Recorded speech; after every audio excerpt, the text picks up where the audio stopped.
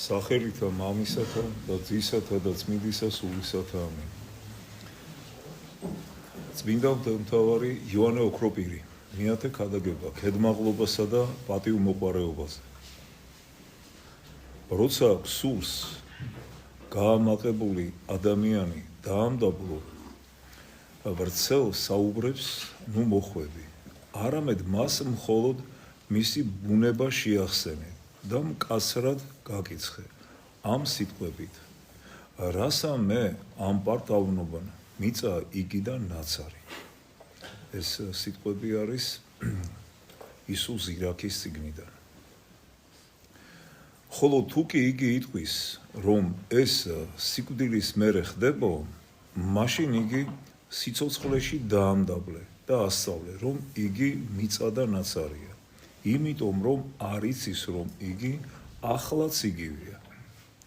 იგი ხედავს სხეულის სილამაზეს, უმზერს ძალამოსილებას, მრიქმელთა მაამებლობას, მუქთახორების ბრბოს, ძვირფასი სამოსი აცვია უზარმაზარი ძალაუფლებით არის აღჭურვილი. გარეგანი იერი ატყუებს და იზულებს თავისი ბუნება დაივიწყოს.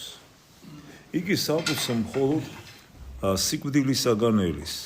იგი წინაპრების სასაფლაოებსა და საფლავებთან არ მიდის, მხოლოდ ახლანდელს შესქერის და მომავალზე ოდნავად არ ფიქრობს. ამიტომ მას ჯერ კიდევ აქ ასწავლე, რომ იგი მიწა და ნაცარია, რათა წამალი სიცოცხლეში მიიღოს. მართლაც რომ თქვა, რასამე ამ პარტავნობა მიწა იგიდან ნაცარი. შეხედე არსის ამ არარაობას და ხსნადობას. ნუ ელი შენი სიკვდილის დღეს, რათა საკუთარი არარაობა გაიგო. ადამიანი სიცოცხლეშივე გამოიკვლიე, აზრით მის შინაგანში შეაღწიე და მთელ ჩვენს არარაობას დაინახავ. ოღონდ სულით ნუ დაეცემი. ჩვენ და მის სიძულვით კი არა, არამედ ღმერთმა ჩვენი დანდობით შექმნა. ასე, რადგან სურდა სიმდაბლისათვის უდიდესი მიზეზები მოეცა. მართლაც თუ კი ადამიანმა, რომელიც მიწა და ნაცარია, გაბედა ეთქვა, აღვიდა ზედა ღრუბელთა, მაშინ გონებით სადაღარ დაეცემოდა, ბუნების აღვირი რომ არ ჰქონოდა.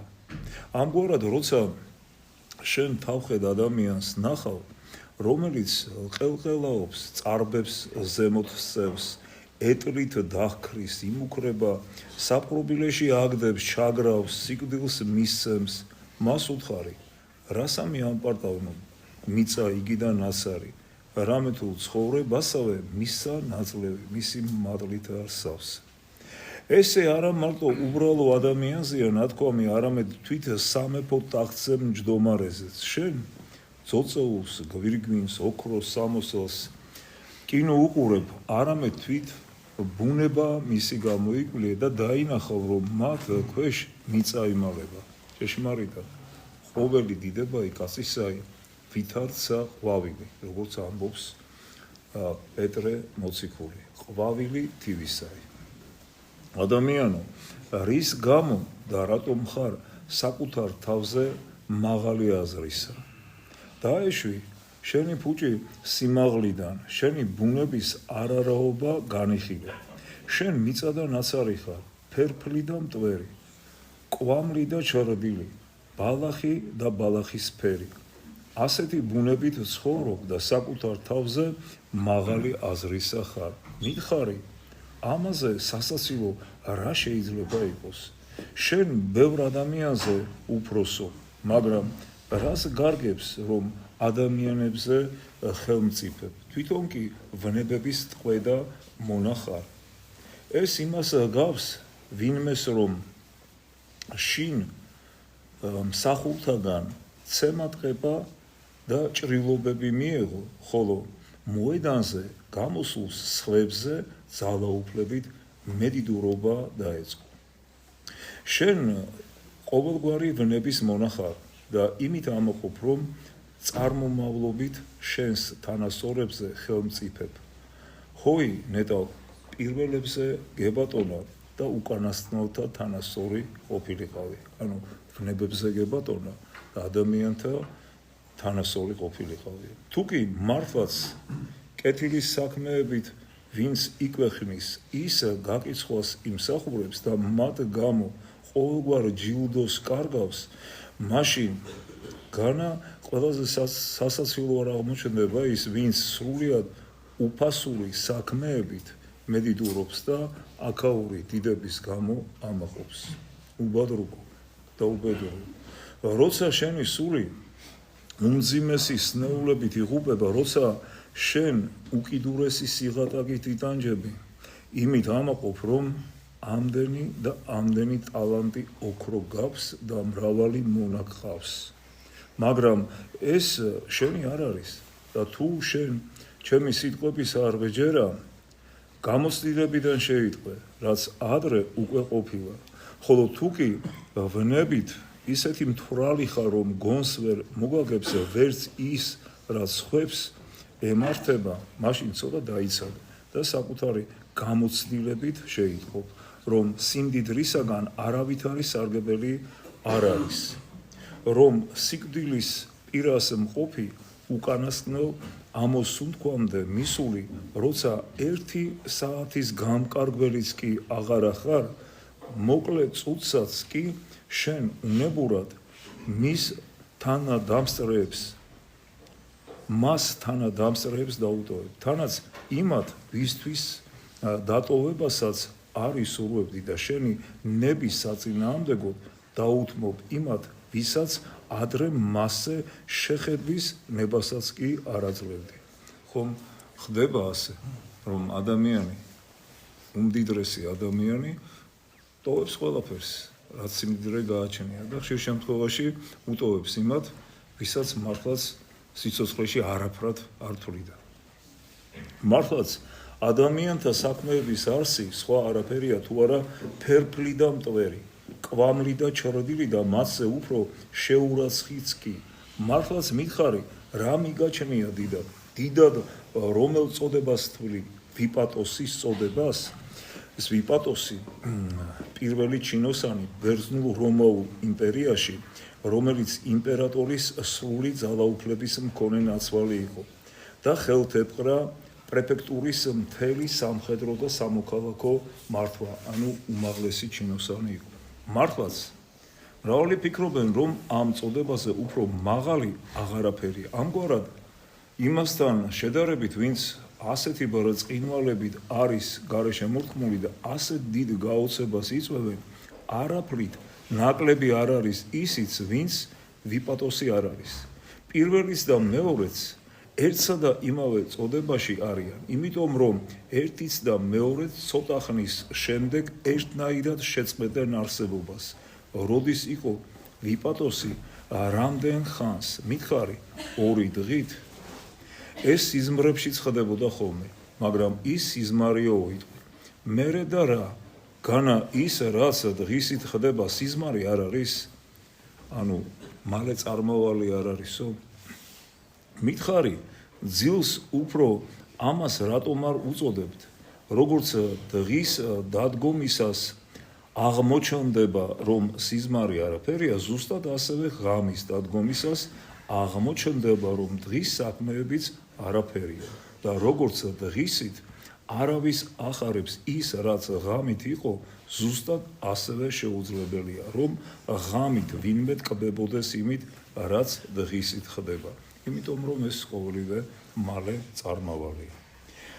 და როგორც ზღვის ტალღები ხან წამოიმართება განუზომელი სიმაღლეზე, ხანაც უეცრად კვლავ ძირს დაეკანება, ზუსტად ასევე ქედმაღლობით დასნეულებულებიც, როგორც ვხედავთ, ხან მედიდურობენ, წყარბებს იკრავენ და ახლანდელი ცხოვრების საქმეები ვნებიანად იტაცებ, ხანაც უცებ მცირდებიან და უკიდურეს სიღატაკეში ცვივდებიან. ამის უამრავი მაგალითი გვაქვს, თუნდაც დღევანდელობა, რამდენი ადამიანი, რომელსაც თანამდებობა ჰქონდა, რომელსაც ქონება ჰქონდა, შეიძლება სამწუხაროდ დღეს საპრობილეშია ან ყოველივე იმ მიწიერ სიმდიდრესაც კარგავს.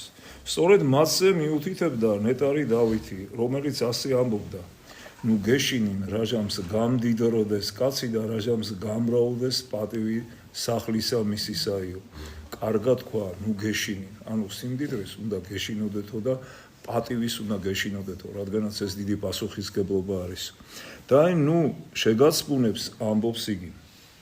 უხვი სიმდიდრე და დიდების ბრწყინვალება, იმიტომ რომ შენ ცოტა ხნის შემდეგ დაინახავ იგი მიწაზე როგორ იწვება უღონო მკვდარი წაქცეული მატლების საკვებად გამხდარი, როგორ გაშიშვლდება ამ ყველაფერისაგან თან სრულებით ვერაფრის წაღებას ვერ შეძლებს. სიმდიდრე და დიდება ხომ აქედან წამსვლელებს თან არ ახლავს, არამედ ყველაფერს აქ დატოვებს და თან მხოლოდ ვიწიერებასა და მისგან შეკრებილ ცოდვების ტვირთს გაიყოლიებს. ამიტომ ადამიანურ დიდებას ძველებთან სამართლიანად ეწოდება ცუდმედიდობა. მართლაც იგი სავსებით ფუჭია შიგნით, არაფერი აქვს სასარგებლო, როგორც ნიღბები გარედან დიდებული და მშვენიერი გვეჩვენება, ხოლო შიგნით სარიელია, რის გამოც არასდროს არავისში სიყვარული არ აღუძრავს, თუმცა ისინი ხორციელ სახეებზე საამური შესახედავია. ზუსტად ისეთივე ანდა უკეთ რომ ვთქვათ, მასზე უფრო უბადრუკიც არის ადამიანური დიდება, ანუ სიცარიელი.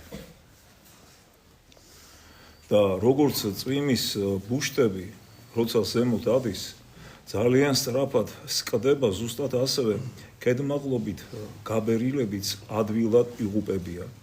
არ არის სიამაყის სწორი ბოროტება, მისგან ეშმაკიც ეშმაკად იქცა, რომელიც ადრე ასეთი არის.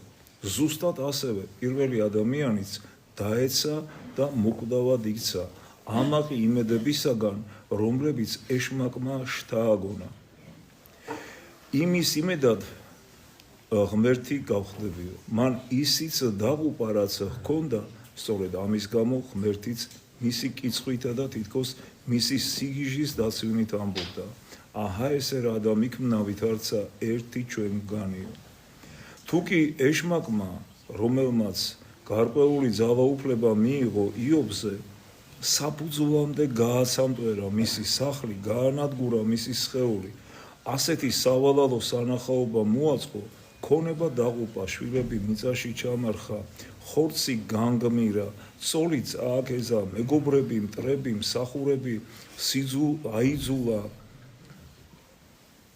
ასეთი სიტყვები ელაპარაკად, მაშინ იგი ურცხვი საკრველით რომ არ იყოს შეკავებული, განა ყველას არ დაღუპავდა. ეს ბოროტი და გაუმაძღარი მხეცი, გამუდმებით რომ არ ილაგმებოდეს, ყველაფერს დაამხობდა და გაანადგურებდა. ამიტომაც ღმერთი, როგორც კაცთმოყვარე, არ აძლევს მას ყველაზე ძალაუფლებას.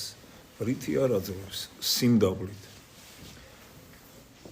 ღმერთი ამითი ჩვენ გვეხმარება და გშველის, რომელსაც მამისა და სულისაწმინდისა თანაშვენის დიდება, სუფევა და პატივი აწდა მარადის და უკუნითი უკუნისამდე. ამინ. ღმერთმა დაგლოცოთ და გადაგდოთ.